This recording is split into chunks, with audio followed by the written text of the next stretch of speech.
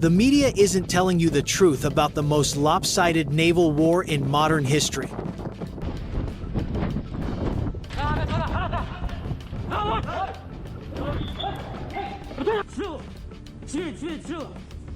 While you're living your normal life, 22-year-old American sailors are fighting nighttime battles against an Iranian-backed terrorist militia that has declared war on global commerce.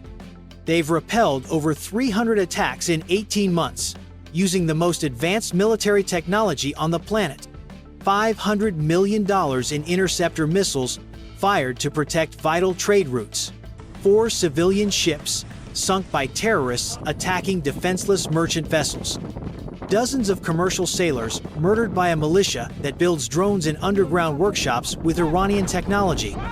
And the US Navy is the only thing standing between total chaos and the collapse of trade between Europe and Asia.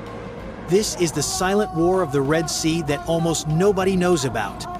3 in the morning, an 8,000-ton American destroyer cuts through the water like a steel ghost.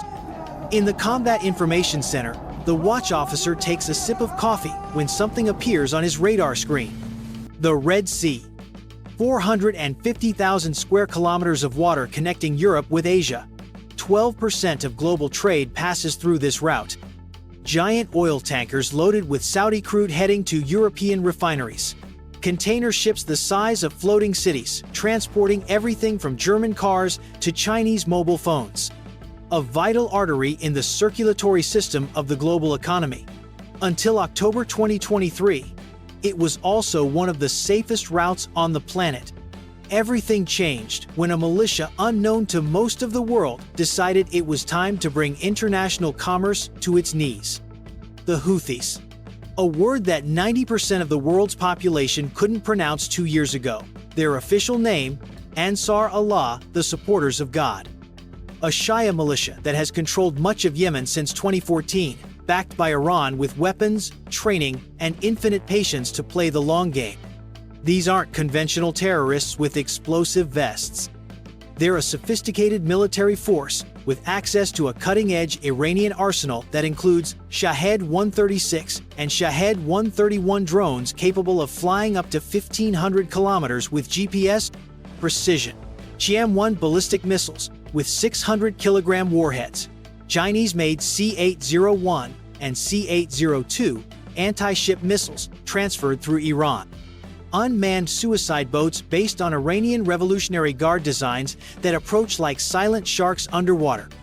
Their arsenal also includes Quds-2 anti-ship cruise missiles, a Yemeni version of the Iranian Sumar with a range of over 400 kilometers.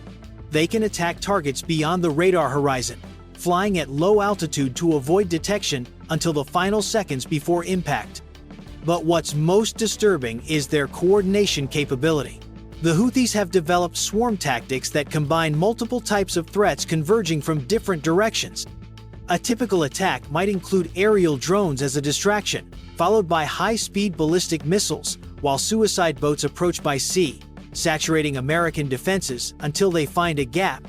And a fanatical determination fueled by years of civil war and religious indoctrination that has led them to do something unthinkable: openly declare war on the maritime commerce of half the world. Their logic was simple and brutal. If Israel didn't stop its offensive in Gaza, they would turn the Red Sea into a naval exclusion zone. Any ship linked to Israel, the United States, or their allies would become a legitimate target. What began as a selective threat soon transformed into something much more dangerous: indiscriminate attacks against any vessel transiting these strategic waters. And their first target wasn't a military ship. It was something much more valuable: global commerce's confidence that maritime routes would remain open.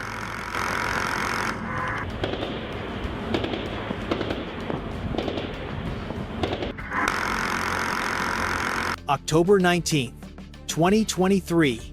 USS Carney, Arleigh Burke-class destroyer, based in Rota, Spain. Lieutenant Commander Marcus Rodriguez is on watch in the Combat Information Center when the Aegis system detects something alarming. 3 cruise missiles and multiple drones flying from Yemeni territory heading north, potentially toward Israel. Rodriguez has trained for this moment for years, but he never thought it would come so soon. In front of him, the radar screen shows a constellation of threats moving at supersonic speeds. "Captain to CIC," he orders over the intercom. In less than a minute, the Carney's commanding officer is beside him, assessing the situation. How long until impact? 8 minutes for the cruise missiles, 6 for the drones. The captain doesn't hesitate. Activate defensive systems. Prepare SM-2 for intercept. Can you imagine the responsibility of that decision? Each standard SM-2 missile costs $2.5 million. But if just one of those Houthi projectiles reaches its destination, the consequences could be catastrophic. For the next 9 hours, the Carney's crew will operate under real combat conditions. Their radar systems constantly sweep the horizon. Weapons operators keep their fingers on firing controls. The air is tense with that particular electricity you only feel when death is flying toward you at hypersonic speeds. When the night ends, the result is overwhelming. 4 cruise missiles shot down, 19 drones destroyed. Not a single threat reached its target. But Rodriguez knows this is just the beginning. In his report that morning, he'll write a phrase that will prove prophetic: "The enemy is testing our defenses. Next time, they'll come with more." He had no idea how right he was. The American response was as imposing as it was predictable. If the Houthis wanted to play naval warfare, the United States would show them what it meant to face the most powerful navy on the planet. Arleigh Burke-class destroyers. Each one represents $2 billion in American military technology. 155 meters long, capable of sailing at over 30 knots, armed with the most sophisticated defense system ever mounted on a naval platform. At the heart of each destroyer beats the Aegis electronic brain, developed by Lockheed Martin at a cost of $1.5 billion in research. 4 phased array antennas, the size of walls, each with 4 megawatts of power. Its AN/SPY-1D radar can simultaneously track 200 enemy targets at over 300 kilometers away, identify threats in milliseconds, and coordinate defensive responses with precision that defies human comprehension. The system processes over 1 million calculations per second. It can distinguish between a ballistic missile and a flock of seagulls at 100 kilometers away. It can calculate intercept trajectories while the enemy projectile is still accelerating. And it can fire multiple interceptors against different threats in sequences of less than 2 seconds. But the real power lies in the 96 Mark 41 vertical launch cells embedded in their decks. Each cell contains a combat-ready missile, hermetically sealed and capable of remaining operational for years without maintenance. SM-2, SM-6, SM-3, ESSM, Tomahawk. Weapons representing 6 decades of development and over $50 billion in accumulated research. The USS Carney, the USS Mason, the USS Laboon, the USS Gravely. Names that would become legendary in this silent war. But there was a problem that neither admirals nor engineers had fully anticipated: the economic equation of this new form of warfare. A Houthi drone costs approximately $50,000 to manufacture. A standard SM-6 missile to shoot it down costs $4,300,000. The ratio is 86 to 1. Multiply that by 300 attacks, and you'll see the dilemma keeping Pentagon planners awake at night. The Houthis can afford to launch drones until the United States runs out of interceptor missiles or money to buy them. As National Security Advisor Jake Sullivan acknowledged, using million-dollar missiles against drones worth a few thousand is a terrible equation for us. But how much would you pay to prevent a missile from hitting an oil tanker with 20 crew members aboard sailing near your position? How much is it worth to protect a trade route through which the fuel that keeps hospitals, schools, and homes running on 3 continents passes? For the commanders of those destroyers, there was no choice. Every time radar detected a threat, there was only one possible response: fire. December 29, 2023, the Maersk Hangzhou, a giant container ship flying Singapore's flag, is sailing routinely through the Red Sea when it's struck by a Houthi missile. The crew manages to control the damage, but their nightmare is just beginning. Hours later, the destroyer USS Gravely detects 2 anti-ship ballistic missiles launched from Yemen, heading directly toward the commercial vessel. It intercepts them without problems. But at dawn on December 31st, something different appears on the radars. 4 fast boats emerging from the Yemeni coast like marine predators, heading directly toward the Maersk Hangzhou at 40 knots. Lieutenant Sarah Chen is piloting a Seahawk helicopter from the aircraft carrier USS Dwight D. Eisenhower when she receives the distress call at 0630 local time. Mayday, Mayday. Hostile vessels approaching. 4 fast boats. Armed men visible. Request immediate assistance. Chen is 12 kilometers from the Maersk Hangzhou when she sees the boats from her position. 4 gray fiberglass Yamaha vessels, each loaded with 4 fighters armed with AK-47s and RPG-7 grenade launchers.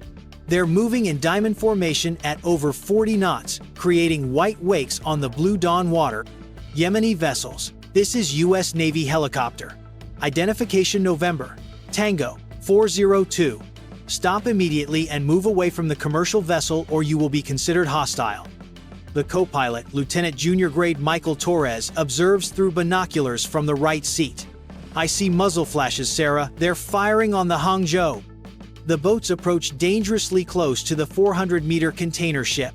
The Houthis fire automatic bursts at the bridge while trying to hook boarding ropes. The private security team aboard the Maersk responds with selective fire from protected positions. Hostile vessels. This is your final warning. Stop immediately. The response is immediate. Green tracer bursts illuminating the Red Sea dawn, directed straight at the Seahawk. Chen feels the impact of 2 projectiles on her aircraft's fuselage. They're shooting at us! They're shooting at us! Torres shouts over the radio. Chen doesn't hesitate. She activates the weapons system and her gunner opens fire with the 7.62mm M240D machine gun. Red tracer bullets draw lethal lines toward the nearest boat. Within seconds, the vessel explodes in an orange fireball rising 15 meters above the water. It's the first time in this conflict that American forces inflict direct casualties on the Houthis, a turning point that marks the beginning of an unprecedented escalation. That night, Chen will write in her personal diary, "Today, I killed real people for the first time. It didn't feel like training. But if I hadn't done it, innocent civilian sailors would have died." The war had just become personal. As 2024 progressed, the numbers told a story that amazed even the most experienced veterans. The Houthis had launched over 100 different attacks.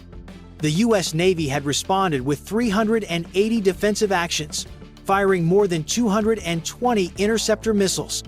In ammunition alone, the United States had spent over $500 million protecting the Red Sea. But naval commanders understood it wasn't just about money. It was strategic credibility.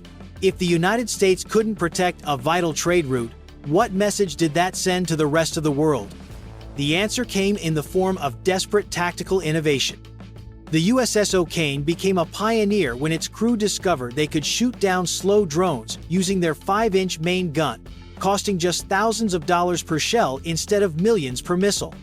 For the first time in naval history, an MH-60R Seahawk helicopter managed to shoot down an enemy drone in direct air combat. F/A-18 Super Hornet fighters began intercepting anti-ship missiles before they reached their targets. But the most revolutionary innovation came from an unexpected source: Europe. The United States wasn't fighting alone. In February 2024, the European Union launched its own naval operation, Aspides, Shields in Greek. Unlike the American coalition, the Europeans had a strictly defensive mandate. 4 frigates from Greece, Germany, France, and Italy began patrolling an area that almost doubled the size of the European Union. Their headquarters in Larissa, Greece, coordinated operations under the command of Rear Admiral Vasileios Griparis. Italian Lieutenant Commander Marco Bianchi was commanding the destroyer Caio Duilio when he faced his first real threat: a Houthi missile flying directly toward his position at less than 6 kilometers away. All stations, imminent threat, prepare for intercept. The Duilio's Aster 30 missile intercepted the threat at 4 kilometers.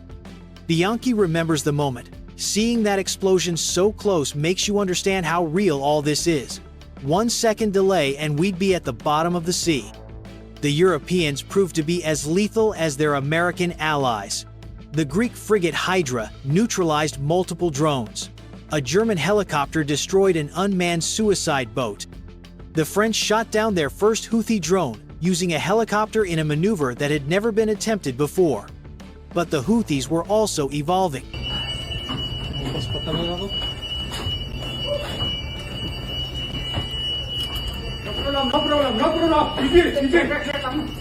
June 2024. The MV Tudor, a Greek cargo ship, is sailing routinely when something new appears on the horizon.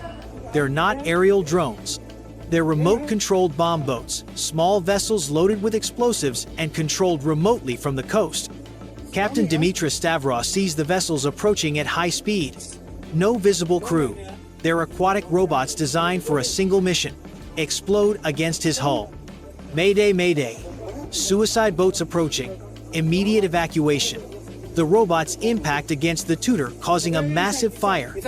The crew is evacuated by rescue helicopters, but Filipino sailor Jose Santos disappears in the waters. His body will never be found. The ship sinks 3 days later, becoming the second merchant vessel lost in this conflict. Santos was 28 years old and had a 3-year-old daughter. His wife Maria will receive a check from the insurance company, but no satisfactory explanation of why he died in a war that officially doesn't exist. By mid-2025, the crisis had forced the U.S. Navy to do something unthinkable: use strategic weapons in a regional conflict. For the first time in real combat, American destroyers fired SM-3 missiles, originally designed to intercept intercontinental ballistic missiles in outer space. Each one cost between $9 and $28 million. Electronic warfare systems tested tactics for disrupting links between drones and ground operators. Prototypes of naval laser weapons that could neutralize threats at fractions of traditional cost were accelerated. As Raytheon's Barbara Borgonovi acknowledged, "We've launched more missiles in 18 months than in the last 30 years combined. This is forcing us to completely reinvent naval defense." In May 2025, something unexpected happened. Omani mediation achieved a specific ceasefire between the United States and the Houthis. The rebels agreed to cease attacks on American ships. Washington suspended bombing raids on Yemen. For almost 2 months, the Red Sea experienced relative calm. Shipping companies began resuming routes. Insurance premiums decreased. Commanders took advantage to rotate exhausted crews. But the tranquility was illusory. In July 2025, the United States attacked Iranian nuclear facilities. The Houthis responded by breaking the truce with renewed and coordinated violence. July 6th, the Magic Seas, a Liberian cargo ship, is attacked simultaneously with aerial drones, ballistic missiles, armed fast boats, and rocket-propelled grenades. The coordination of the attack is terrifying. Multiple threats converging from different directions. Captain Robert Mitchell orders abandonment when explosions begin tearing through the hull. All crew to lifeboats. This is not a drill. The Magic Seas sinks within hours. Miraculously, the entire crew is rescued by coalition helicopters. But 48 hours later comes the worst. July 8th.